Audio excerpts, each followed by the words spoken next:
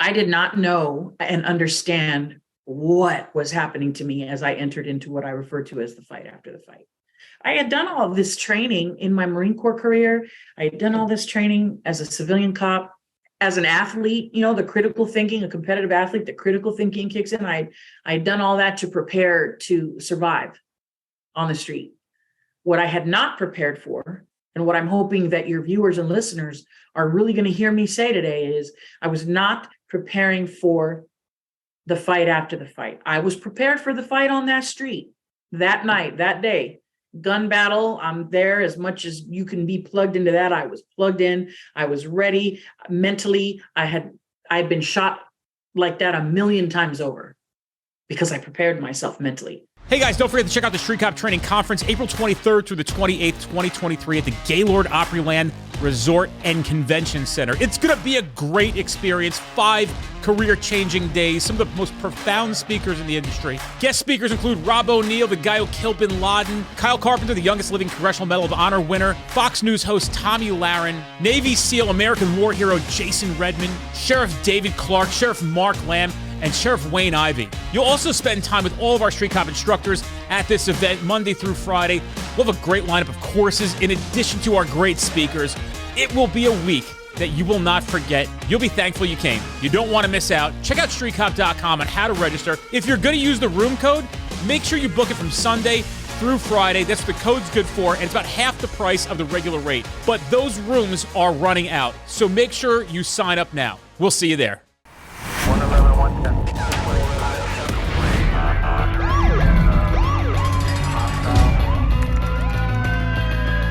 Training to be a street cop.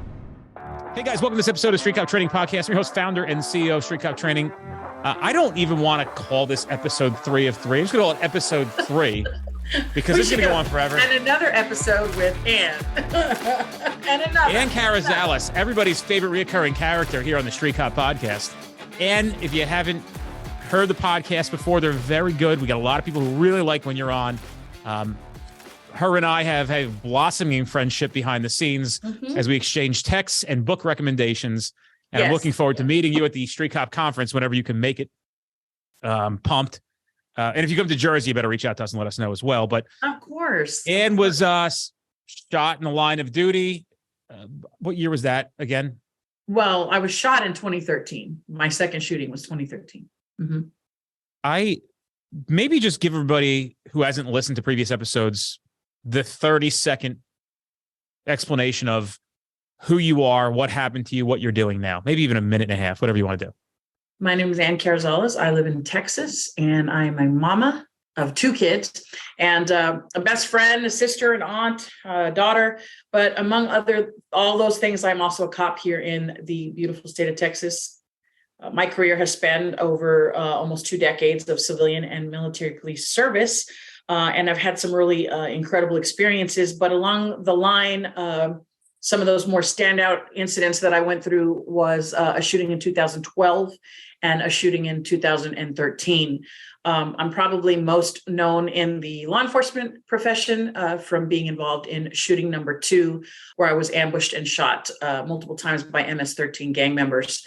That journey led me to give birth to the Fight After the Fight series, in which I chronicle, the 2 officer-involved shootings, as well as the emotional battle and struggle in the aftermath of those incidents. So that's what I think we're going to talk about today. The fight after the fight. What is that? For the first time ever, I recently visited somebody who was, and I don't really want to make it public. I don't do things so I can use them to my benefit. So people say, oh, he's a good guy, right? I'm a good guy because people know I'm a good guy, right? What I like the best is I know that people around this country who actually have met me, know me, or I've done something with them will say good things about me behind my back. Now, people who have met me aren't going to say whatever they feel like saying, whether they like me or not. Without knowing me, they'll cast judgment. And that's understandable. That's something you have to accept when you're stepping up and doing a podcast like this, or going to open your mouth and try to help.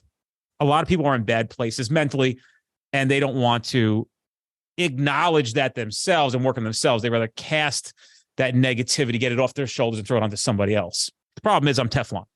I don't care what you try to do to me. I have been so groomed mentally to understand what's going on that you kind of can't affect me. You're like a little bit both, right? that calloused brain, a calloused mind. But Mm-hmm. what I'm saying is recently I visited somebody who was shot. And I don't want to go into too many details. It's hard to really understand what people go through when they're shot and how devastating, how painful, how mentally draining it is for a human being who's normal be put in such a horrific situation and then to watch them feeling almost helpless. And I just can't stop thinking about it. I have a whole new understanding of what somebody looks like right after they were shot. We often meet a lot of you guys and girls a year, 2 years, 4 months, 8 months after you're shot. People can't really understand what it is like to feel that pain, to feel that mental anguish. And I saw it firsthand this weekend, and I'm glad that I saw it because I can understand it more now, and hopefully I can help with that. What do you say to that? Well, I think there's a lot of different facets to it when you you ask somebody who's been through something like that, and not just, in law enforcement, but, our military vets or, really anybody, because there are civilians who are victims of violent crimes, and violent crime can look a lot different than just bullets touching you, right? Rape, child molestation, there's lots of trauma out there that can affect people. But when we're speaking specifically to about officers who've been involved in something like this, you talk about to see them and to see, what they feel. What's that like? What do you feel? What does that feel like? There's so many facets to it. It has so many faces. And I think that's what can be very tricky about, what I refer to as the fight after the fight, is that you could be in the midst of one facet of it and of one part of what that's going to look like for you.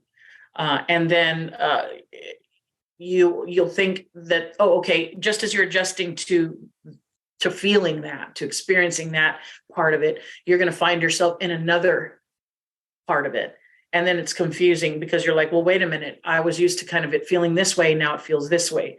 And then so on and so forth. There's just so many different parts of it. There's the physical part of it, right? Oh my gosh, the physical part and the shock of it, physically hurting, and the injuries and what people have to go through, with surgeries. Some people lose body parts, like myself, and then have to go through surgeries for that, surgeries for reconstruction. So there's the physical trauma of it. And that's stressful and challenging.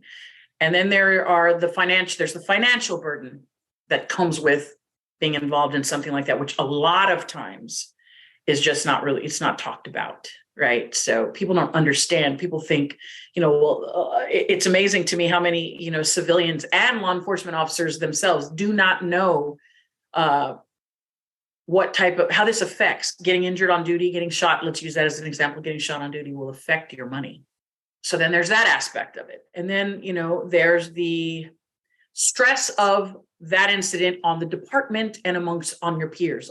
The stress amongst your peers and your department leaders as a whole, as a team, because you are a family. You're essentially a family, a team, whatever agency you work for. It is stressful in that respect. It affects the agency. It affects your partners. So nobody prepared me for that part of it. So now, throw that part on there, and then you throw that part on there, and you throw that part.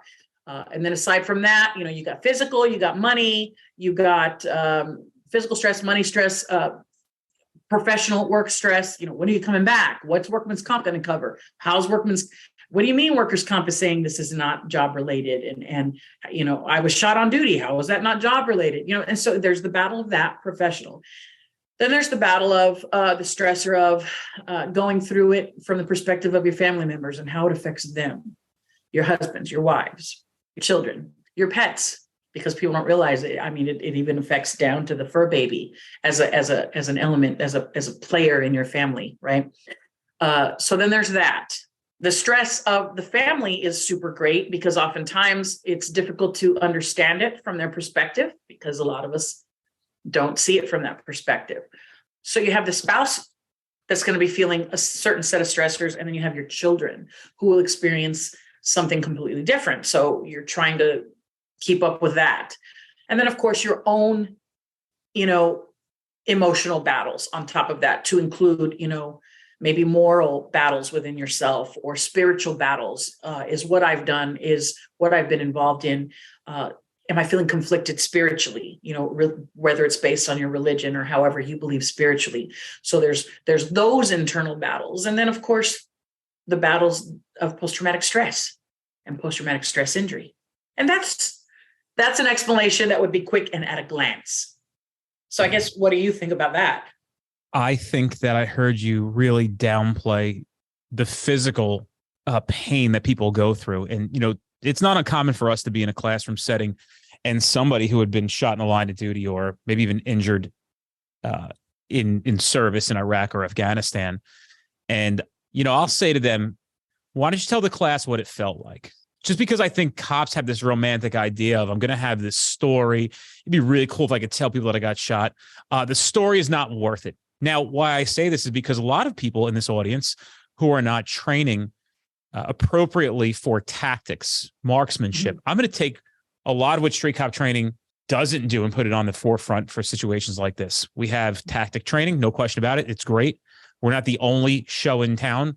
There are a significant amount of companies that teach on police tactics of, traffic stops, building clearing, marksmanship, stresses during shootout. There are things that I think that we do better than anybody else. And I will tell you that case law and probably some of our proactive stuff is, I will sit here and challenge anybody who thinks they can do case law better than we do. I don't think you can. If anything, you might be able to match us, but you'd be hard pressed to find a company that can cover that. Just because I speak to some companies, I see some of the stuff they put out when people send it to me, and I'm like, yeah, I know they're trying. I'm not sitting here slinging mud at them. I'm saying we're not the best at everything. We're the best at what we're at the best at right now. But what I want people to recognize is, I had a guy comment in the group the other day, not everybody has $299 for a class. Not everybody has $249 for a class. First of all, bullshit. I call bullshit on that completely. If you wanted something bad enough, you thought it was valuable enough, you'll figure out how to get not asking for $249,000. Right. We're talking about $250 in a day where you can go to the grocery store and in 5 bags full or 3 bags full hit $250 mark. So don't give me your bullshit. People don't understand the significant damage you're asking for on the other side of things if you fail to get this training. If you fail to at least get the mental toughness required to endure something if this does happen to you. So I don't say these things because I need to fucking put 24s on my car. I say these things because I know there's a recognition that people need to be prepared for the what ifs by practicing and training for the what ifs. You can't just subscribe to this idea that it's not going to happen to me. Because you could talk to a lot of people who subscribe to that and weren't ready for it and didn't know what to do when the time came. And I got to tell you, there is nothing romantic about being shot. No. Can you please emphasize that? Talk about the real fucking pain, and tell them about the real pain. Let me tell you this, Dennis. If just giving you a glimpse, and that was a lot for a glimpse, I think. There's a lot to think about because there's people listening right now or watching and listening and saying, yeah, wow, I didn't even think about it that way or whatever. But yeah, you might have heard it sound like it was downplayed on the physical front. And that's certainly not because it wasn't tough. I'm not trying to downplay the physical aspect of it. What I will tell you is that was the easiest part of it. The physical pain was the easiest part of it. I took gunshots to the face, right square to the face, the chest. I lost half of a breast. I walked around deformed like that for a while before they went in and reconstructed my chest and my face to take all the scar tissue. This was painful shit. Indescribable. I say this when I'm presenting, like I'd rather shit 10 more kids than go through that type of pain. It was very painful to take the shots as the bullets entering your body and you're feeling it, the shock of feeling that bullet tear through your body. It burns for some people who feel the pain of it, on impact, because not everybody does, with adrenaline and all of that stuff pumping. Sometimes, some people don't really feel it right away. But most people do, and I did, and it's painful. It's extremely painful. The burning of it is intense, very intense. It burns to a level that I've never felt before. It burned me just really bad. You're talking about tell us how this shit really is. That sucked. That was painful. I'd rather shit you 10 more kids than feel that again. But what I will tell you is that the emotional pain that I felt, I was not prepared for. I was not prepared for that. This incident affected me in so many ways. It affected my physical health, the things I was feeling physically. It affected my gut health. It affected my sex life. It affected my mental state. I became depressed and anxious. I began having nightmares about horrible things that happened to me, even in my past outside of law enforcement, which was, that in of itself was extremely confusing, because I was having nightmares and night terrors about things that I had long since put in the rearview mirror. Nobody talked about this kind of stuff. You don't talk about this. So how on earth could anybody be prepared? But to have somebody tell you the truth of what that looks like is just super valuable. I did not know and understand what was happening to me as I entered into what I refer to as the fight after the fight. I had done all of this training in my Marine Corps career. I had done all this training as a civilian cop, as an athlete, the critical thinking, a competitive athlete, the critical thinking kicks in. I'd done all that to prepare to survive on the street. What I had not prepared for, and what I'm hoping that your viewers and listeners are really going to hear me say today, is I was not preparing for the fight after the fight. I was prepared for the fight on that street, that night, that day.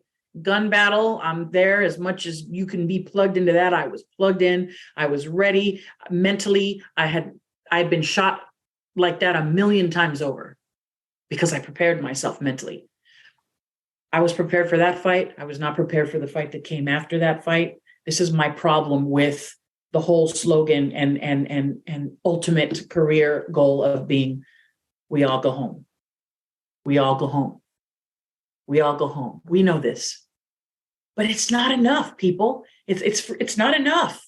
And if what you could stand to go through in the fight after the fight with that round 3 opponent is what I refer to it. If anybody's ever heard me speak and heard the fight after the fight, they know round 1 was the first shooting. Round 2 is the second shooting. Round 3 is the fight after the fight. The battle that kicked my ass up one side, down the other. And Dennis, I'm not one of those people that quits very easily. I'm a fighter through and through. I'm a fight champion, former fight champion for a reason, because there's no quit in me. I'm coming for you. But in this respect, I wasn't ready, man. And for that reason, I got my ass hemmed up bad. I was in the corner taking a pounding from the strongest, most vicious, most relentless opponent I had ever faced in my entire life. And that was post-traumatic stress and post-traumatic stress injury. And yet still, even with the suicide numbers, the way they look for us, it is not a focal point for training, because we just, for some reason, like you said earlier, is it because it won't happen here, it won't happen to us, it won't happen to me, it won't happen to our agency? I don't know what it is. I know we're making improvements, but it's still not a focal point for training, and we need to fix that. So I have an opinion on what one of the first things that we need to do is to kind of start making it a focal point of training. And my opinion is that we need to look at this issue, the issue of being ill prepared for the fight after the fight, not possessing those those emotional tactics. Not having that is costing us big time. So if we look at that as an officer safety issue, perhaps it'll get the attention more of people in the command position to kind of make changes to policy and training and things like that. This incident just, I wasn't prepared for how it was going to affect me, how it affected my children, how it affected my marriage, my friendships, my relationship with myself. I didn't trust myself anymore. And I didn't even recognize myself. I was literally a shell of the woman that I was before this happened. I want to just jump in. I have some thoughts. You see me writing like a madman over here. Mm-hmm. And Ann and Den, when they get together, always come up with some really profound things. We've said it in the past, we're cut from the same cloth. Very, very big, deep thinkers. I'm often this meadow of philosophy at times where I just am looking around the world and seeing things people don't see. Before I get to some of my first thoughts, you said that training We need to train on this stuff. We need to train on this stuff. Now, I want to address a few things. Number one, we know that. We know here at this company, and my life's purpose is I can make things better by making better things. With that being said, people have to understand there's a difference between training and checking a box. In this profession, command likes to check boxes for liability-based training. Well, we did it. They got it. Somebody came, they hit power DMS, they clicked the slide right, they took it, she signed off, say she was there, it was 111 slides. We actually have her right there. She was sitting for 43 minutes. She did it, she should have known better. And that's no longer good. So when you say command has to get on board in the sense that they have to recognize that they are not going to be able to resolve most of these solutions in-house. They're going to have to find the funding to get with companies out there that specialize in the training they need. And again, sounds like I'm tooting my own horn, but there's some factual data behind this. I don't go around my house and try to fix my fucking roof. So why does an agency or command staff think that they can do all those things in-house? And they can't. So they've got to, when I need floors, I call a guy who does my floors and he comes in and does the floors. I needed banisters in the house. The guy came in, he did a beautiful job. And I have beautiful banisters now, problem solved. So when we talk about making a change, think about this. This might blow your mind a little bit. Even this podcast moves the needle a little bit. Every time you open your mouth and take some time out of your day, whether it's in person or on a podcast like this, or just one-on-one to somebody, you are making change. We all want this profound light switch that tomorrow it's all fixed. But unfortunately, that's not how it works. No. I wish in my heart, every cop, 700,000 of them in the country, would be at my class tomorrow. I actually can't figure out why they're not at our classes tomorrow. But that's not something I can control. What I can control is how I show up, how often I show up, and why we show up. And I just want to commend you for just acknowledge it. You're showing up. You're here. We are changing. We are having this. We are planting the seeds for the future. People listen to this fucking podcast. There's over 400 and God knows how many thousand subscribers we have, and you're a favorite recurring guest. There's a reason why, because you're delivering value. You meant something to somebody the last 2 times you showed up, and you'll mean something to somebody this time as well. Right. And it's, I'm a wholeheartedly believe that it's not me. It's not Ann Carrizales that makes it a favorite. It's the message. It's the experience. It's the fact that someone's saying it. You said something a second ago. You said, you don't understand why command staff thinks they can do it themselves, all of it in-house. You say, I don't do floors. I don't do, this, that, and the other. I call people in. Well, I mean, it's isn't that interesting? Because that's what we do. We do shit that we should be calling people in to do, because that's how we're wired. We are called to scenes to handle shit that maybe we're not always even trained to handle, but we are expected to bring and restore order to situations. It's what we do. It's how we're wired. So I have a complete and total understanding of why command staff does that, outside of, maybe budgetary restraints or trying to, budget. We'll just say budget as a blanket or whatever other reasons, but it's how they're wired. We show up, we handle it all. We are the counselor, we are the marriage counselor, we are the trauma specialist, we are the law enforcers, we are the predators when we have to be predators and hunt the bad guys down because they have, raped a 2-year-old girl. We are the guardians. We are all of these things. We're the, I just came from a community event. We did, coffee with a cop, and I'm back there in the coffee place, making coffees today, and so I'm even making coffees, but that's what they need from us. And then that's also what gets us in trouble, because we aren't equipped to deal with the emotional traumas that happen as a result of the shit we see that we can't unsee. But look, here we are trying to figure out a way to cope with that, whether it's at the bottom of a bottle, whether it's acting out and recklessly sexually, being reckless and engaging in reckless sexual behavior or reckless behavior of all kinds, stealing, drugs, gambling, you name it, sex addiction, you name it, because we're not equipped to deal with it. But we do this all the time. We go to choir practice, we sit down with our brothers and sisters and we shoot the shit, we have drinks, maybe it comes up a little here or there, but once it starts to get a little too bajiggity feeling, we back up off of it and we start telling more stories and we laugh and we cope using humor. We aren't therapists. I always tell the ladies this, ladies, if you have got something brewing downstairs, you don't go to a podiatrist. You go to your gynecologist and you get that shit checked out, because you know these are the doctors that are in place for that specific thing. If you're having trouble with your heart, you don't go to the gynecologist. We go to a special doctor for that. But for some reason, we can't get out of our own damn way and go to the doctor that can help us learn about how this opponent fights, how this opponent attacks you. You know, I was successful in my fight career. Why was I successful? Because I was dedicated and disciplined to the training. I was always working on my craft, and I was always learning from the trainer. I had to be coachable. I had to be trainable. But in this area, we aren't seeking that type of training at the levels that we need to. Yes, trainings for mental resiliency and wellness trainings and conferences that, things like that. Those are effective, but you have to do more.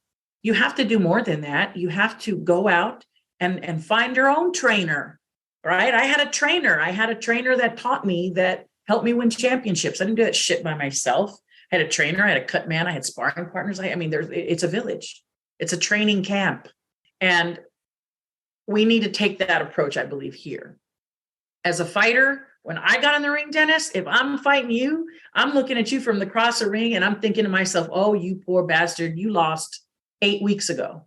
I've been beating your ass for 8 freaking weeks here. You have no idea what's coming for you. You poor thing, you shouldn't even have showed up. And I'm sitting there and I'm looking at you from across the ring, and that's what's going through my mind.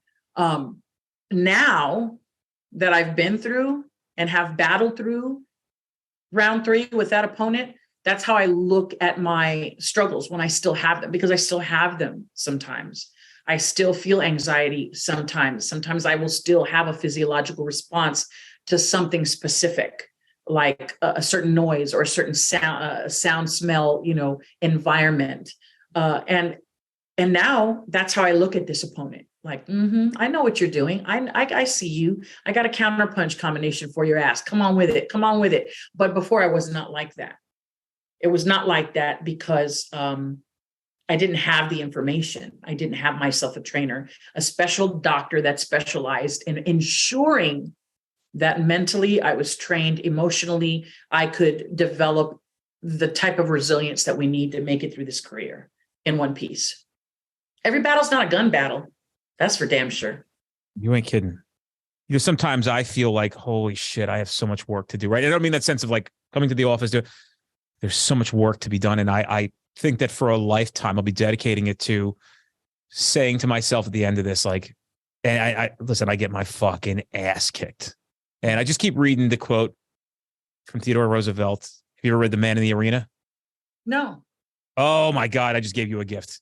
Oh, you did? As a matter of fact, we're gonna read. I'm gonna have you read The Man in the Arena. If you can pull it up on your phone in about 5 minutes, we're gonna do it because I think it's worth people to hear. But I want to talk about a few things that I took notes on as you were talking. Okay. One is when administrations or police departments complain about budgetary restraints. This is a very interesting excuse that everybody tries to rely on.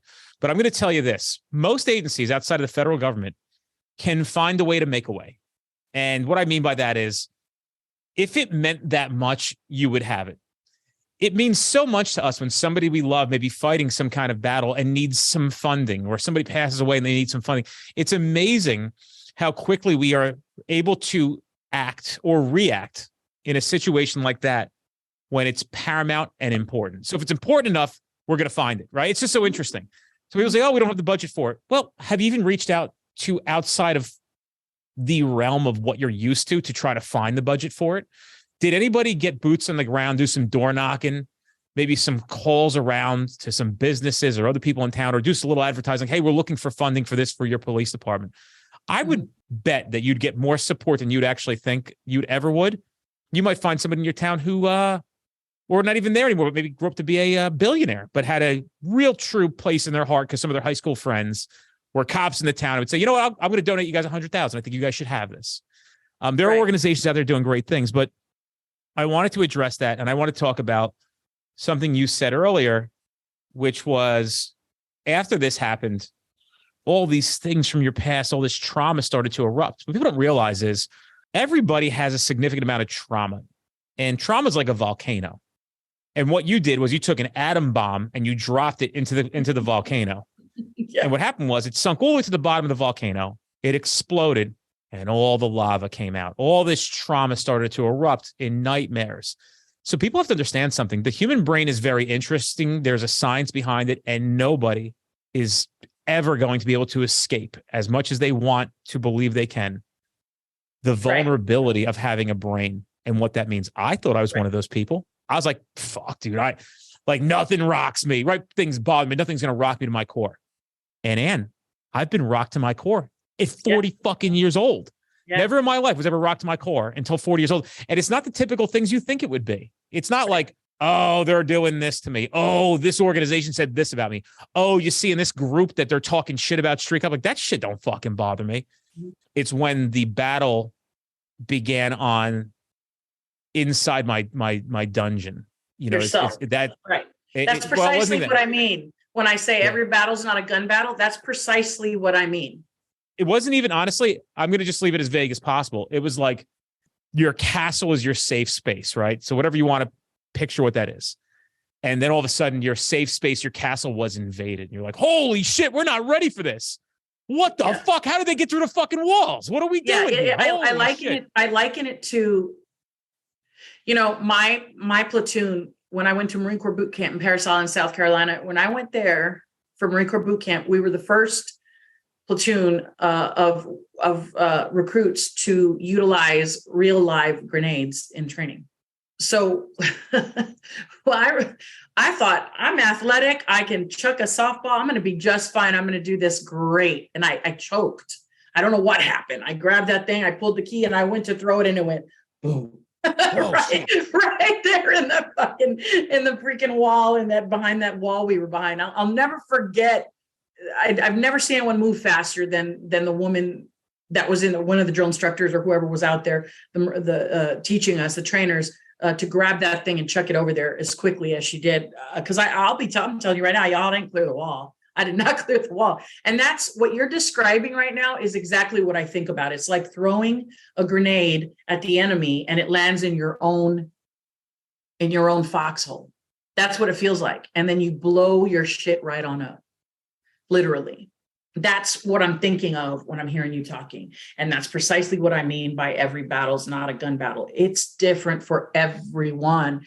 Everyone has something that will not, I say this every time I present. Everybody in here has had something happen in their lives that has knocked them on their ass, that has left them feeling like, holy shit, you know, oh, Lord God, you know, there are people who up until that point may not even have been very religious or believed in God much, but they're crying out to him. You know, what's that saying? My son always refers to it. There are no atheists on the battlefield. I forgot who he said that.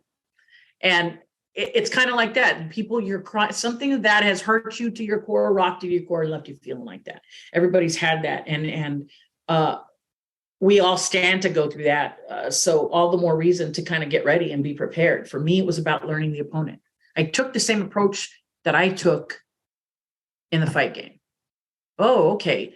This chick is beating my ass. I have got to come up with a strategy so that I can change my plan. What I'm doing is not working. My plan's not working. You know, like Mike Tyson said, everybody has a plan until they get punched in the face. Well, you know, he actually didn't really say that. That's not his actual quote. That's not what he said to Larry Merchant when he did that after interview, but it was paraphrased and packaged as a Mike Tyson quote. So we'll just leave it like that. But yeah, everybody has a plan until they get punched in the face. And then when they do get punched in the face, it's like, what happens when you physically get punched in the face? The eyeballs swell up. You get hit right, the eyeballs water, they swell up. It's like it's a shock. It's a shock. I always tell women this. I always tell women this when I train women. It's like, if you ain't never been punched in your motherfucking forehead, girl, you better go get some sparring in, because you do not want that to happen the first time in your life when you're out there on the streets with these criminals who are going to try to kill you or kick your ass at the very least. You do not want to experience that the first time when you're out on the streets, because when you need to be ready, ain't no time to get ready. You know what I mean? And that couldn't be more applicable for the fight after the fight. It's very difficult. It's not impossible, but it is extremely difficult from somebody who's been extremely successful in changing strategy in the midst of a fight. I mean, a real literal fight, changing strategy, switching things up in order to win. I was good at that. I was effective. I didn't become ranked number one in the country for no damn reason. And I couldn't do it. It's extremely difficult when you're in that type of darkness, when you're under that type of an emotional attack. And the brain, like you said, the brain is working what feels like against you. It's very difficult to try to get ready to come up with a counterpunch combination or a different strategy to win that fight if you don't have the right people in your corner. It's hard. You know, sometimes it's very interesting. I don't know why my fingertips will take me to certain places with my phone. In the morning, typically, I am trying to build my brain. It just makes me for a better day. So I want to be thoughtful when I talk. I want to hear thoughtful conversations and be able to convey that back. It really stirs up the best of Dennis Benigno.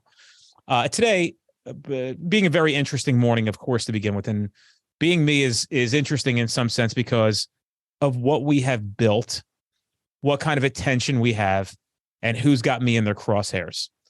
And I happen to come across Brene Brown. You ever listen to any of her stuff? Yes. It was exactly what I needed to hear today. And it reminded me, there's literally, and if you came here right now, we moved into a bigger office. We need about 1,200 more square feet. So it from about 3,200 to 4,400, 4,500 square feet to build a podcast studio. We moved around the corner. Now, when we moved around the corner, we did it like we were trying to escape tyranny, right? Like you're breaking your lease. Yeah. Like not even that. We're not paying rent. We're out of here, right? So we moved everything over here and kind of just put stuff in closets and away, and we had to get right back to work because we didn't want to spend time. It's a business prioritization of what you're supposed to do with your time, right? I could sit here and fucking paint and hang shit all day, but what has that done for the law enforcement community? So when we have a day where I'm not feeling sharp or I can't offer anything, maybe that's the day I'll hang stuff, or we'll contract somebody. But there's only one sign that was hung up here. One. I kid you not, if I could walk you around with the camera right now, and it is the Man in the Arena sign. And today I heard it again. I haven't heard it in a long time. And it's been in front of my face the whole time. And I'm going to read it to you. And hopefully I read it appropriately. And I want people to hear this as well. Because when somebody like Ann decides that she's going to open her mouth and address these topics and issues, she opens herself up, makes herself vulnerable, and an easy target for anybody who criticized the work that she's trying to do. And I'm sure you felt it. I'm sure you've said people, right? There's nothing you can do. And that's something you've got to understand and shake hands with God of, you're going to do this. Are you ready? Are you ready to have people just sit here and criticize the work that you do, albeit coming from your heart and your soul, from a good purpose, from a good place? It doesn't matter. Can you handle that? And that's a real truth. So I want to read this excerpt to everybody, and I probably brought it up on some of the more early podcasts. And the excerpt, if you've never read it, is one of the most profound I've ever read. It might move somebody, so I want to read it. And it's from Theodore Roosevelt. It's called The Man in the Arena. It is not the critic who counts, not the man who points out how the strong man stumbles, or where the doer of deeds could have done them better. The credit belongs to the man who's actually in the arena, whose face is marred by dust and sweat and blood, who strives valiantly, who errs, who comes short again and again, but there is no effort without error and shortcoming. But who does actually strive to do the deeds?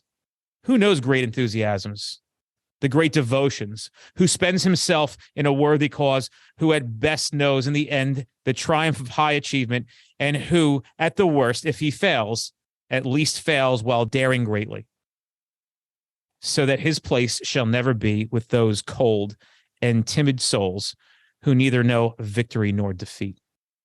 I'll take this shit any day of the week over laying in a fucking bed when I'm 91 saying I knew I could have done something, but I didn't because I was scared. And I'm telling you, I show up every day. I haven't even tried to make sense of it anymore in a lot of years with the intention of making this world a better place.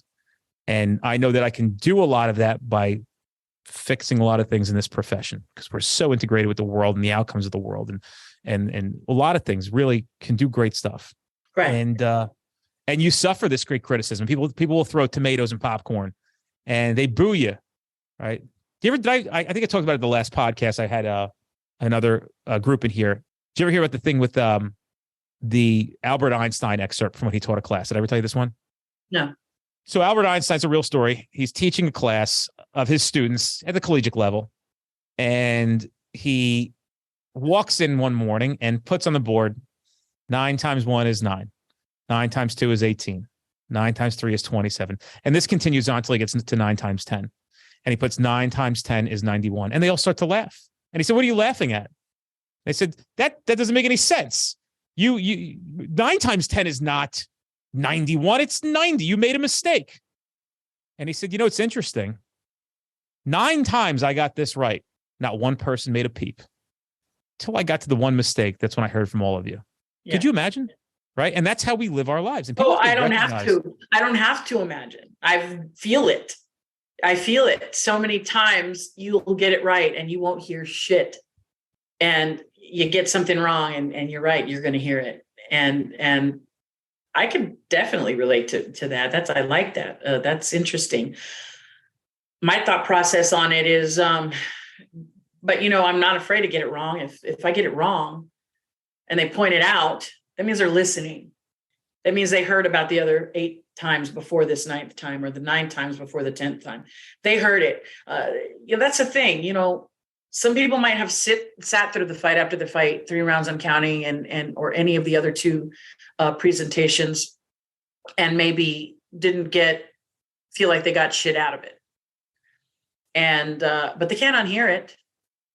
They heard it, and I was right. And sometimes it takes them years, maybe until they're going through their own fight after the fight before they realize, well, shit. Like I told you, one of the last times we spoke, it didn't apply to them at that time. But then they realize she was right. I think the beauty of it is I don't do this so that I can hear people tell me that I'm getting it right. I don't. And when they tell me if they believe I'm getting something wrong, then that just solidifies with me that they're hearing me. I don't mind it either way, but I can relate to it because I certainly do feel it either way, right or wrong or indifferent. I feel that. I do what I do because I know how I felt in round 3. I know how alone I felt, how isolated I felt, how crazy I felt. I thought I was losing my mind, and I was terrified because I had no control over a lot of things that was happening to me. I didn't have the understanding or the knowledge that this was a brain issue. I do that because I don't want anyone ever feeling like they're alone in it, or like it's just them, or that they are going crazy, or not knowing what's going on with them. I want you to know you can win. You can beat this opponent because I have kicked its ass before. And if Dennis is supposed to fight this round 3 opponent, and Dennis knows he's got to get ready for it, or he stands to face this opponent, and you have the potential to face this opponent, and Ann Carrizales has fought this motherfucker and got her ass beat up one side and down the other by this opponent, and turned right around and came back like some Rocky Balboa shit and put it on this opponent and came out on top winning. Don't you want to spar with me? Don't you want to learn? What did it feel like? Just like you talked about earlier, Dennis. Tell us what that feels like. Wouldn't you want to pick the brain of those who have fought this opponent before you and been successful? I would. That's how I won championships. And I want people never to feel like they had been sent to war with a butter knife. That's how I felt, like I was sent to war with the butter knife. You knew. All of us know this, but we don't tell the baby cubs coming in. We don't tell the little rookies coming in. We may mention it. You'll be married more than once, and get ready. This shit is going to fuck you up. It's going to change you. And we leave it at that. Maybe because we don't know. But I'm telling you what, once you know, you know. And after you know and you get a handle on it, I feel like it is your duty to share that with your fellow partner to the left and to the right, because we're all out there trying to stay alive. Shit. We're all just trying to make it.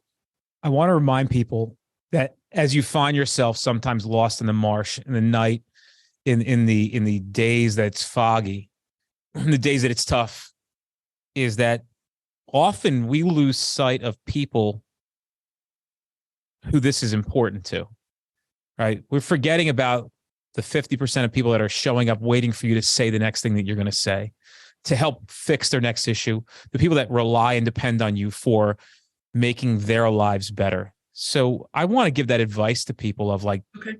turn the noise off on that side and start turning up the volume on the side of people who are in your corner. And, and as you know, we started a little earlier today because I have an engagement at 3:30 that I must be at. It's super important. I want to finish with this. I wrote this earlier, and it said that bones, when they break, when they get mended, they come back stronger. And then I thought about turbulent rides on top of that. I would imagine in my head an amateur pilot, a guy who's the first time taking controls of a plane going up and experiencing turbulence for the first time, right? Panicking. What do we do? What do we do? What do we do? And he looks over at the veteran pilot who hasn't batted an eye, skipped a beat, and smiles over, knowing that doesn't matter how turbulent it is, this plane's not going to go down. The little guy, the new guy, thinks, oh, it's over. We're done. But the veteran guy says, no, this is part of flying. You're going to experience turbulence. What do you say to that? What does that make you think about? Do you feel like going through an experience like this prepares you for anything like that in the future, knowing you've conquered this, you can conquer it again? 1,000,000%. 1,000,000%. I know that life will throw me punches moving forward. I know that. It did. Even after this, I went through a horrible divorce. When I say horrible, not that we were fighting amongst ourselves so much. It was horrible. It was just, it broke my heart. So I went through that. That was painful. That was hard, but I survived it. Life will throw punches. Here's what I know. I'll tell you what I know. There's a lot of shit I don't know, Dennis. You started talking about math and 9 times 1 is 9 and 9 times 2 is, and I got immediately nervous because I don't math, right? So there's a lot of things I don't know, but I'll tell you what I know. I know me, and I know that I might go out there tomorrow and get in a patrol car and somebody might put a bullet in me. But I know myself, and I know how I think when things go bad in life, when things could go bad out there on the street. And I think to myself, you might hurt me. You might knock me down. You might put me on my ass, life. You might put a whooping on me, round 3 opponent. You might put me down, but motherfucker, you can't kill me. You can't break me. You will not break me. That's what I know. And what I think about are the hundreds of people, 10 people, 20 people, thousands of people. I don't know. Whoever's going to watch this, what I think about is them. What I think about is the people on the other side of this camera, the other women that are sitting there, whoever felt that they weren't fucking enough.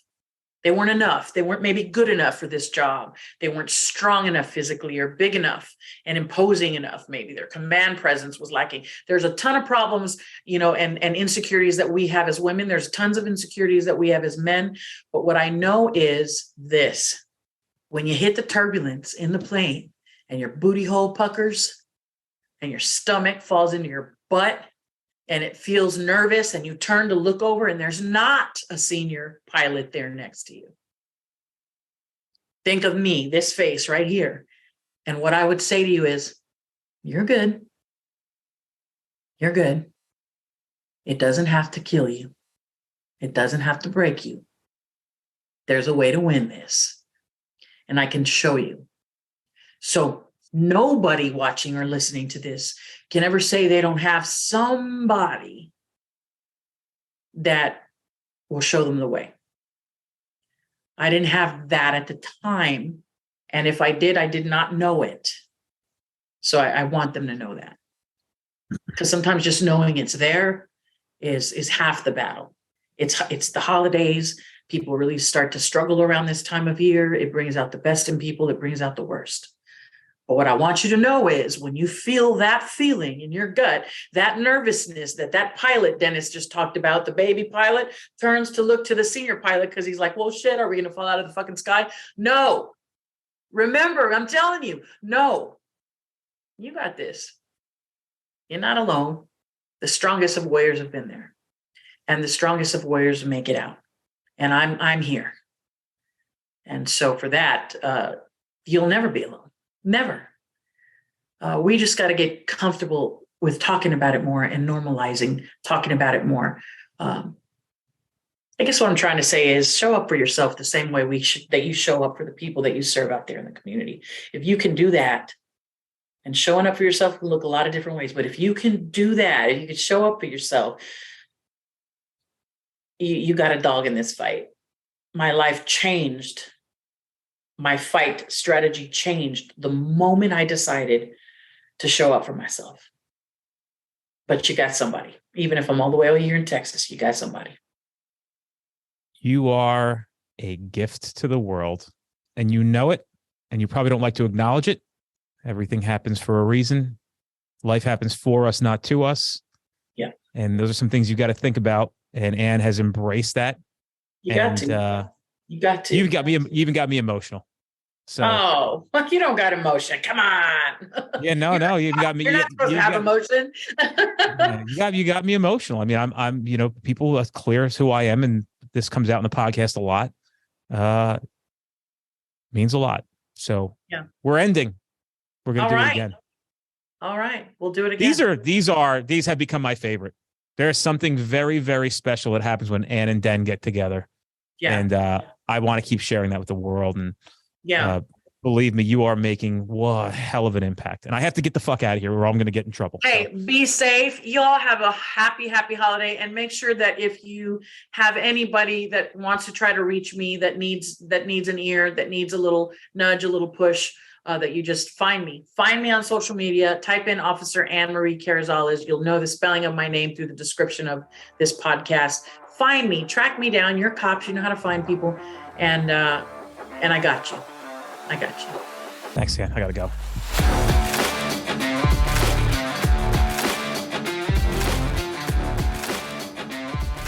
Guys, if you're in an area where you're trying to get to our classes, but we're not close to you, fret not. We actually have on-demand training at streetcop.com. You can take that course online right now, and then you could attend that training in the future at no additional cost. You can redeem your voucher, so you get 2 for the price of 1. We don't want to deny you the ability to take this training now, especially knowing that it can keep you safe at a very minimum, putting bad guys in jail where they belong, and at the maximum going home to your family. Check out streetcop.com for that offer.